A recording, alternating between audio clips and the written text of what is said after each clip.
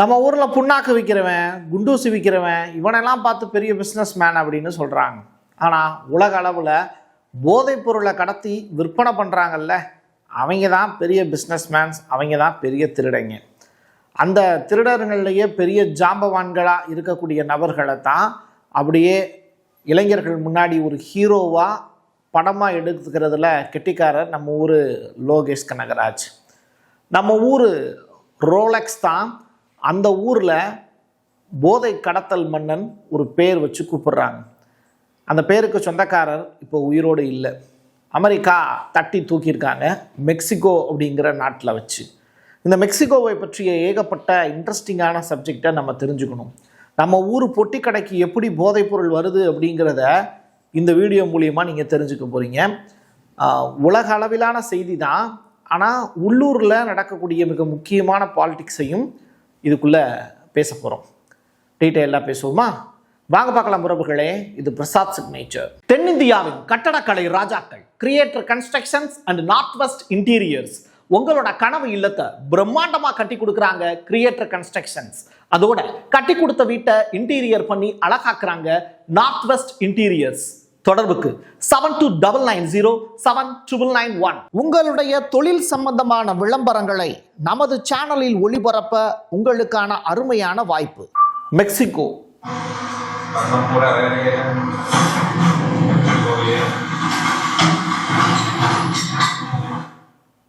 சும்மா கிடக்கிற ரோடை பள்ளமாக தோண்டி யாருமே போக முடியாத அளவிற்கு அதை பேர்த்தெடுக்கிறாங்க. இப்போ இதை ஏன்டா இந்த வேலையை செய்கிறீங்க அப்படின்னு கேட்டால், மக்கள் அதை பயன்படுத்திடக்கூடாதுல்ல, யாரும் தப்பிச்சு போயிடக்கூடாதுல்ல, நாட்டினுடைய ஒரு எல்லையிலேருந்து இன்னொரு எல்லைக்கு போயிடக்கூடாதுல்ல. ஸோ அதற்கு இந்த மாதிரி குழி வெட்டுறது மட்டும்தான் பெரிய சக்ஸஸ்ஃபுல்லான ஒரு ரேட்டை கொடுக்கும். சாலைகளை பூரா உடச்சிடுவோம் அப்படிங்கிற ஒரு முடிவுக்கு வராங்க. சரி, இதெல்லாம் ஏன் மெக்சிகோவில் செய்கிறாங்க அப்படிங்கிற கொஸ்டின். இதெல்லாம் ஒரு காட்சி மட்டும்தான் நான் காமிச்சிருக்கேன். இதே மாதிரி ஒவ்வொரு ரோடையுமே பிளாக் பண்ணி வெட்டி போடுறாங்க. சரி, உலகத்தினுடைய மிகப்பெரிய 600 பில்லியன் மதிப்பிலான வெள்ளி சுரங்கங்கள் எங்கே இருக்குது அப்படின்னா மெக்சிகோவில் தான் இருக்குது. அப்படிப்பட்ட மெக்சிகோவை கைப்பற்றணும் அப்படின்னு அமெரிக்காவுக்கு ரொம்ப காலமாக திட்டமும் இருக்குது.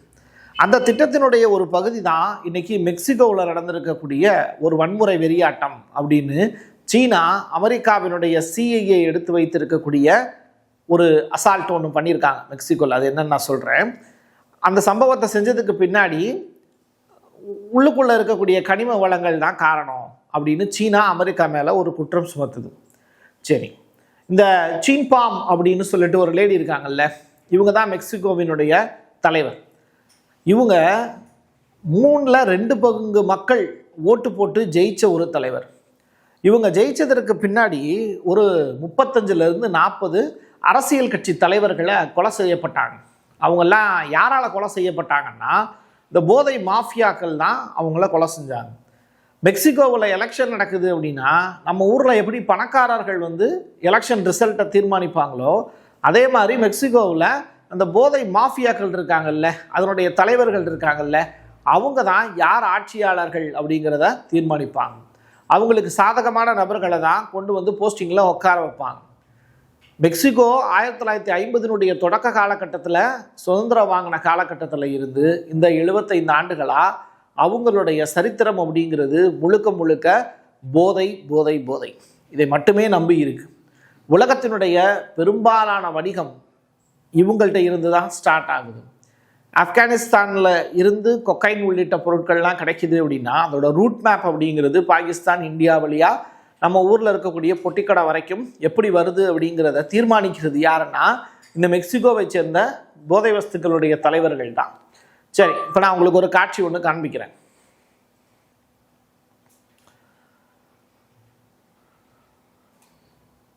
ஃப்ளைட்டில் ஹெலிகாப்டரில் ஒருத்தனை அப்படியே தட்டி தூக்கி கூட்டு போகிறாங்க வித்தவுட் ட்ரெஸ்ஸு. சரியா? இது யார் செய்கிறா அப்படின்னா அமெரிக்காவினுடைய சிஐஏ. அவங்க தான் இந்த வேலையை செய்கிறாங்க. சரி, யாரையா அப்படி கைது பண்ணி கூட்டு போகிறாங்க அப்படின்னு கேட்டால், கார்டல் அப்படின்னு சொல்லிட்டு ஒரு பேர். கார்டல்னால் என்ன பிரசாத்? அது காமனாக ஒரு பேராக இருக்கே அப்படின்னா என்ன அர்த்தம் அப்படின்னு கேட்டால், மெக்சிகோவில் கார்டல் அப்படிங்கிற வார்த்தைக்கு போதைக்குழு அப்படின்னு ஒரு பெயர், பொது பெயர். யார் வேணாலும் கார்டல் அப்படிங்கிற பேரில் அழைக்கப்படுவாங்க. ஆனால் அவங்க அது சம்மந்தமான பிஸ்னஸை பண்ணிக்கிட்டு இருப்பாங்க. அந்த குரூப்பில் ஒன் ஆஃப் த ஹெட்டு, ரொம்ப பெரிய ஃபெமிலியரான ஹெட்டு எல் மன்சோ அப்படின்னு சொல்லிட்டு ஒரு நபர். அந்த நபருடைய மகனை தான் இப்போது மெக்சிகன் இராணுவமும் சிஐஏவும், அமெரிக்காவினுடைய சிஐஏவும் சேர்ந்து ஒரு ஸ்பெஷல் மிலிட்ரி ஆப்ரேஷன் நடத்தி அவரை விசாரணைக்காக கூட்டிகிட்டு போகிறாங்க. அப்போ இவருக்கு ஒரு அப்பா இருப்பாரு, அவன் என்னாச்சு அப்படின்னு கேட்டால் அவனை தான் சம்பவம் பண்ணியிருக்காங்க. அதுதான் இந்த வீடியோவில் நம்ம ரோலெக்ஸ் அப்படிங்கிற பேரில் பார்க்க போகிறோம். சிஜேஎன்ஜி அப்படிங்கிற அந்த குரூப் இருக்குது, கார்டல் சொன்னல, அது மாதிரி ஒரு முழு நீள பெயர், அதை ஷார்ட் ஃபார்மில் சொல்கிறாங்க. இந்த சிஜேஎன்ஜியினுடைய தலைவராக இருக்கக்கூடிய எல் மான்சே அவரை அமெரிக்காவினுடைய சிஏ தட்டி தூக்கிட்டாங்க, கொண்டாங்க, முடிச்சிட்டாங்க ஆளை. ட்ரம்ப் நிர்வாகத்துக்கு அது ஒரு பெரிய வெற்றியாக பார்க்கப்படுது. இது மெக்சிகோ அரசினுடைய துணையோடு தான் நாங்கள் செஞ்சோம் அப்படின்னு ட்ரம்ப் பெருமை பொங்க பேசிக்கிறார். எது எப்படியோ மெக்சிகோவினுடைய அழுத்தம் ரொம்ப பெரிய அளவில் எங்களுக்கு கொடுக்கப்படலை. அதே நேரத்தில் அவங்க ஒரு உதவியாக கேட்டாங்கங்கிறதுனால இதை செஞ்சு கொடுத்தோம் அப்படின்னு ட்ரம்ப் சொல்கிறார். நான் சொன்னேன்ல, இந்த மொன்சோ அப்படின்னு சொல்லிட்டு இவர் தான் அவர். இந்த நபர் தான் நம்ம ஊருடைய படத்தில் வரும்ல, விக்ரம் படத்தில் ரோலக்ஸ் கேரக்டர், அந்த கேரக்டர்களுக்கு சொந்தக்காரன். சரி, மெக்சிகோவினுடைய மிக பிரபலமான சுற்றுலாத்தலங்களில் ஒன்றா இருக்கிறது இந்த புவர்ட்டோ வலாட்டா அப்படிங்கிற இந்த ஏரியா தான். உலகத்தில் அதிகமான மக்களால் விரும்பப்படக்கூடிய ஒரு தேசம் அப்படின்னா, சுற்றுலாத்தலம்னா அது இந்த மெக்சிகோவை சொல்லலாம். ஆண்டுக்கு 6.3 மில்லியன் மக்கள் இங்கே வந்து போகிறாங்க. 1 மில்லியன்னா 10 லட்சம் பேர், அப்போது 63 லட்சம் பேர் வந்துட்டு போகிறாங்க. அப்படிப்பட்ட மக்கள் கூடக்கூடிய ஒரு பகுதி. சுற்றுலா பயணிகள் எல்லாரையும் கன் பாயிண்டில் வச்சு கையில் காலில் அப்படின்னு சொல்லி தெருவெல்லாம் சுட்டுக்கிட்டே போகிறாங்க. காரணம் என்னென்னா, அவரை தான் கொண்டாங்க, இல்லை எங்கள் தலைவனை எப்படி நீ கொண்ட அப்படின்னு சொல்லி ஒட்டுமொத்த சுற்றுலா பயணிகளும் அங்கே உட்காந்து கதறி கண்ணீர் விடக்கூடிய காட்சிகள் அரங்கேறுது. மெக்சிகோவினுடைய இராணுவம் அந்த தலைவரை கொண்டுட்டாங்க அப்படிங்கிறதுனால முழுக்க முழுக்க அது போர் மண்டலமாக மாறுது. நான் ஒரு வீடியோ காட்சி பார்த்தேன், அதை உங்களுக்கு ப்ளே பண்ண முடியாது என்னால். காரணம் என்னென்னா, அது ரொம்ப சென்சிட்டிவான வீடியோ. ஒரு அப்பா ஒரு பையன், அப்பாவும் பையனும் அப்பா பையனை காப்பாற்றுறதுக்கு துடிக்கிறாரு. ஆனால் அப்பா மேலே குண்டு பாஞ்ச உடனே வழியில் பார்த்திங்கன்னா பிள்ளைய கையில் விட்டுறாரு. தொடர்ச்சியாக அவருடைய உடம்புல பல்வேறு இடங்களில் துப்பாக்கி குண்டுகள் பாஞ்சுக்கிட்டே இருக்குது. எப்படி இருந்தாலும் பையனை சேஃபாக காப்பாற்றிடுறாரு. இருந்தாலும் அவருடைய உயிருக்கு என்ன ஆச்சு அப்படிங்கிறது தெரியல. இதெல்லாம் சுற்றுலா பயணிகளுக்கு இருக்கக்கூடிய நிலை. மெக்சிகோவில் ரொம்ப ஃபேமஸான இடம் இது. எப்போவுமே ரஷ்ஷாக இருக்கக்கூடிய ஒரு பகுதியாக. ஆனால் இது இன்னைக்கு ரொம்ப வெறிச்சோடி காணப்படுது. இராணுவ வாகனங்கள் மட்டும் போய்கிட்டு வந்துட்டு இருக்கு. இதான் இன்னைக்கு காலையிலேருந்து மெக்சிகோவினுடைய நிலை அப்படின்னு சொல்கிறாங்க.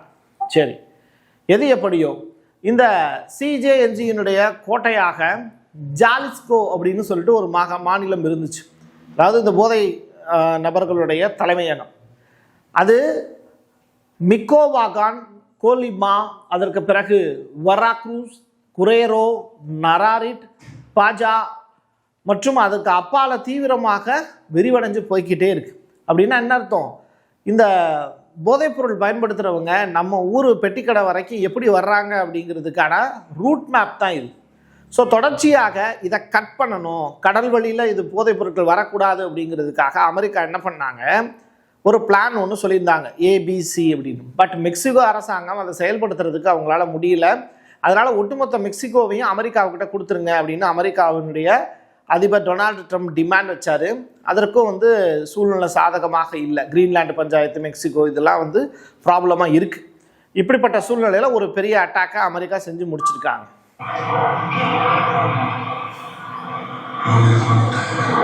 எங்கேயோ கொத்தா நடந்து போகிறாங்கல்ல இந்த மக்கள் எல்லாமே, ஒரு இடத்துல இருந்து இன்னொரு இடத்துக்கு போகிறாங்க அப்படின்னு நினைக்காதீங்க. இவங்க எல்லாருமே கொத்தா பார்த்தீங்கன்னா கொக்கைன் உள்ளிட்ட பொருட்களை ஒரு இடத்துல இருந்து இன்னொரு இடத்துக்கு கொண்டு போகக்கூடிய நபர்கள். சரிங்களா? பொதுமக்கள் தான், ஆனால் அவங்க வியாபாரிகளாக இருக்காங்க. நீங்கள் விக்ரமும் சூர்யாவும் நடித்த ஒரு படம் கூட அதில் டைரெக்டாக வந்து இந்த கழுதை மேலே வந்து நம்ம இந்த போதைப் பொருட்கள் எல்லாம் கஞ்சாவை கொண்டு போகக்கூடிய காட்சிகள்லாம் அரங்கேறும். அது மாதிரி மக்கள் வந்து அதை குட்டி குட்டி பிஸ்னஸாக பண்ணுறாங்க, சிறுதொழில் பண்ணுறவங்கன்னு சொல்லுவோம்ல. அது மாதிரி மெக்சிகோவில் அதை ஒரு வியாபாரமாகவும் தன்னுடைய வாழ்க்கைக்கு தேவையான வசதிகளை ஏற்படுத்திக்கிறதுக்கு அவங்க மேற்கொள்ளக்கூடிய ஒரு உழைப்பு தான் இப்போ நீங்கள் பார்த்த காட்சி. சரி, இந்த எல் மான்சோ அப்படின்னு சொல்லிட்டு கொல்லப்பட்டதாக வந்த செய்தியை தொடர்ச்சியாக அவருடைய ஆதரவாளர்கள் இந்த காரெல்லாம் எரிஞ்சு கிடக்கா, அதுக்கப்புறம் ஃப்ளைட்டையும் எரிச்சிருக்காங்க. இன்னொரு பக்கம் தொடர்ச்சியாக இந்த மாதிரி ரோட்டில் இருக்கக்கூடிய எல்லா பொருட்களையும் எரிக்கிறாங்க. ஏன்னா அவ்வளோதான், இவர் இல்லை அப்படின்னா அவங்களுக்கு வாழ்க்கையே கிடையாது அப்படிங்கிற அளவுக்கு போயிடுச்சு. தொடர்ச்சியாக இங்கே இருக்கக்கூடிய இவங்க வாய்க்குள்ளே நுழையாத பேர்கள்லாம் இருக்குல்ல, இந்த பேர் சம்மந்தப்பட்ட ஊர்கள் எல்லாத்தையுமே கொளுத்திட்டாங்க. முக்கியமாக சாலைகள் எல்லாத்தையுமே துண்டிச்சிட்டாங்க. வேர்ல்டு வைடாக ஸ்மக்லிங்கினுடைய செயின் வந்து கட்டாயிருச்சு அப்படிங்கிற அந்த வெறி தான் இவங்களை இந்த அளவுக்கு கோபத்தில் ஆழ்த்தியிருக்கு. 15 மில்லியன் அமெரிக்க டாலர்கள் இந்த நபருக்கு நபரை பிடிச்சி கொடுத்தா இவ்வளோ ரூபா தர்றோம் அப்படின்னு அமெரிக்கா அனௌன்ஸ் பண்ணாங்க. பட் அதுக்குண்டான சூழல் அப்படிங்கிறது இல்லை. அதனால் டைரக்ட் அசால்ட் அப்படிங்கிறது செய்ய வேண்டியதாக போச்சு. இனிமேல் வேர்ல்டு வைடாக ஸ்கூல்ஸ் அண்ட் காலேஜஸில் இருக்கக்கூடிய மாணவர்கள் நிம்மதியாக இருக்கலாம், அவங்களுடைய பேரண்ட்ஸு சந்தோஷமாக இருக்கலாம். ஒரு பெரிய செயின் வந்து நெட்வொர்க் ஒன்று கட்டாயிருக்கு அப்படிங்கிறதுனால நம்ம ஊரில் இருக்கக்கூடிய மாணவர்களுக்கு கிடைக்க வேண்டிய விஷயங்கள், கெட்ட விஷயங்கள் கிடைக்காம போயிடும் அப்படிங்கிறது ஒரு ஹாப்பியான செய்தி. அதற்காக தான் இந்த வீடியோவை நம்ம எடுத்தோம். இப்போது நீங்கள் ஒரு ஹெலிகாப்டரு, அதற்கு பிறகு காரு, ஒட்டுமொத்த தெருக்களுமே வந்து இராணுவத்தினுடைய கட்டுப்பாட்டுக்குள்ளே போயிடுச்சு. மெக்சிகோவில் தொடர்ச்சியாக இராணுவ வீரர்கள் அணிவகுப்பு மட்டும்தான் அங்கே நடந்துக்கிட்டு இருக்கு.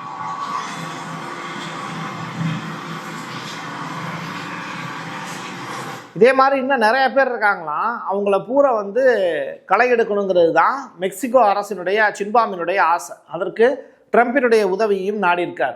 இதே மாதிரி நல்ல பையன் மாதிரி உட்காந்துருக்கான் பாருங்க, அவன் வந்து இருக்கிறதுலே மோசமானவன், அவனை தான் இப்போ கொலை பண்ணியிருக்காங்க. சரியா?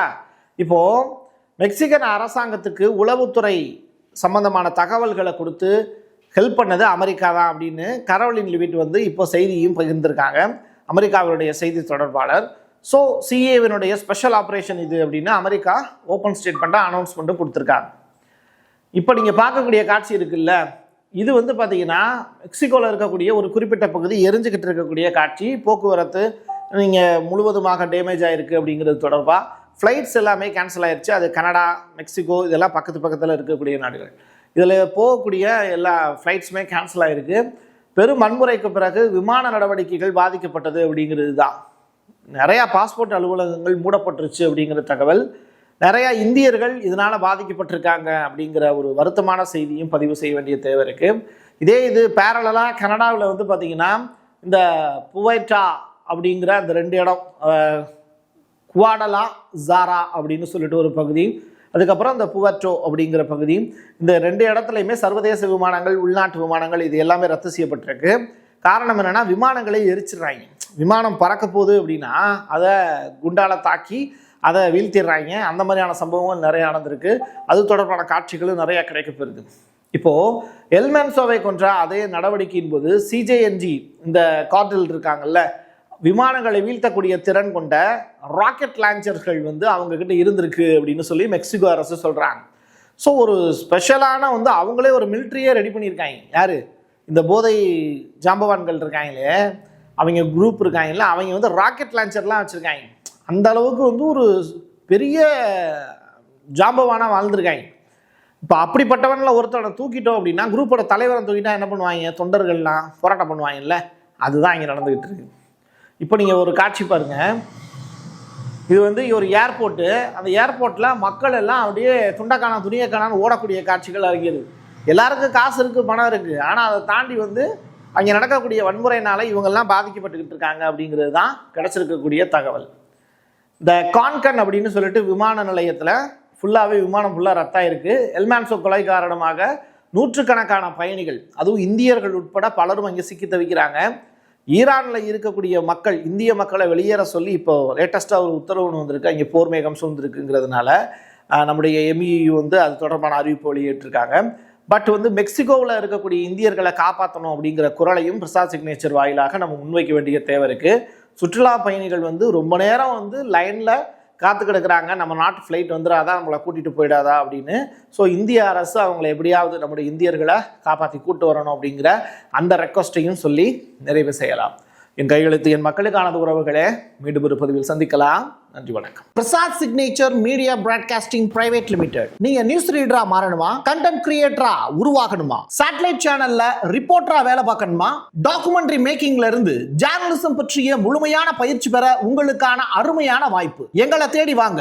ஆன்லைன் மற்றும் நேரடி பயிற்சி வகுப்புகளும் சர்டிபிகேட் கோர்ஸாவே கத்துத்தரும். மீடியா துறையில் 10 ஆண்டுகளுக்கு மேல அனுபவம் உள்ளவர்கள் பயிற்சி கொடுப்பார்கள்.